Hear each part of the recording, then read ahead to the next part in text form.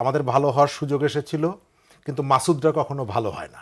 সে যখন সুযোগ পায় তখন ছাত্রলীগ হয়, কিন্তু আমরা স্বীকার করি না সব দোষটা ছাত্রলীগকেই দেই। আমরাও যে সুযোগ পেলে ছাত্রলীগ হয়ে উঠি তার স্বীকৃতি আমরা দিতে চাই না। আমি কোনোভাবেই ক্যাম্পাসে সবাই মিলেমিশে একটা সালিশ বৈঠক করার পক্ষে নই। আমি মনে করি যারাই অপরাধী প্রত্যেকেরই ফুটেজ আছে। ফুটেজ ধরে ধরে আপনি যদি তাদেরকে গ্রেপ্তার করতে না পারেন, তাদের যদি বিচারের মুখোমুখি করতে না পারেন, তাহলে এই যে 60-40 যে ভাগাভাগি, আপনি ক্যাম্পাসে আপনার শিক্ষার শাসন, প্রশাসনের শাসন আপনি এখানে প্রতিষ্ঠা করতে পারবেন না। এক।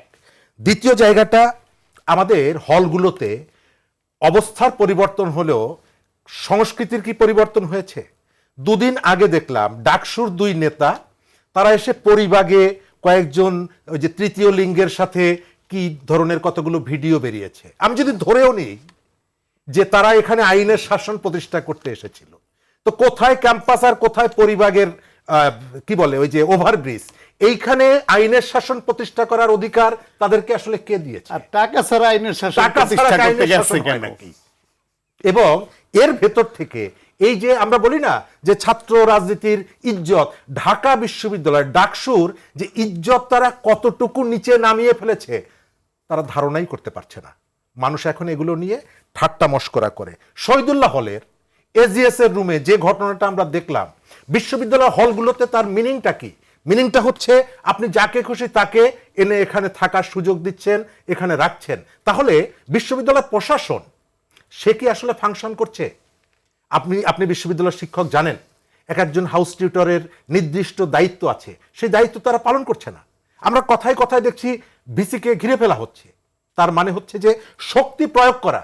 এবং এই যে ডাকসু, জাকসু, রাকসু, এগুলো তো একটা সার্বজনীন প্রতিষ্ঠান। ডাকসু নির্বাচনের পরে এই ডাকসু আর কেবল ছাত্র শিবিরের প্রতিষ্ঠান না, আমি মনে করি এটি ঢাকা বিশ্ববিদ্যালয়ের শিক্ষার্থীদের প্রতিষ্ঠান। কিন্তু সেই ডাকসুকে আপনি আপনার যে সাংগঠনিক রাজনীতি, সেই রাজনীতির কাজে ব্যবহার করছেন। এই ডাকসু জুলাই অভ্যুত্থানের বর্ষপূর্তিতে গোলাম আজমের ছবি টানাবে, এই কারণে এই প্রতিশ্রুতিকে আপনি দিয়েছিলেন ছাত্রদের কাছে? দেন নাই। আপনি প্রতিশ্রুতি ভঙ্গ করছেন।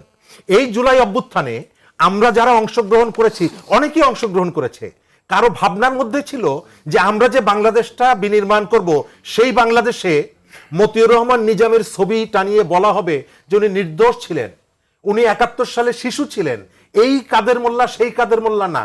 এগুলো কি বলা হয়েছিল? তার অর্থ হচ্ছে আপনি তো প্রতারণা করলেন আমার সঙ্গে। এই কথাগুলো তো আপনি বলেন নাই যে আমরা পরিবর্তনের পরে, ফ্যাসিস্টকে তাড়ানোর পরে আমরা এই কাজগুলো করব। আমি আলাউদ্দিন ভাইদেরকে অনুরোধ করব, আপনারা এই কথাটাও বলেন যে এই প্রতিশ্রুতি তো ছিল না, ডাকসু কেন সেই কাজটি করছে? ডাকসু এখন শুধু ডাকসু না, আরো অনেক শু আছে। সব প্রতিষ্ঠানগুলো, আমি মানে এই উদাহরণ হিসেবে বললাম, সব জায়গায় হচ্ছে। আপনার এই ফোরামগুলো এটা একটা সার্বজনীন প্রতিষ্ঠান। নির্বাচনের পরে আপনি কোন দল করেছেন, কোন দলের নেতা ছিলেন, এটা ফ্যাক্ট না। আপনি সবার স্বার্থ আপনি দেখবেন, কিন্তু এখানে আপনি দলের রাজনীতিতে আপনার খেয়াল আছে? ডাকসুর ভিপি চলে গেল দাঁড়িপাল্লার পক্ষে ভোট চাওয়ার জন্য সারা দেশে।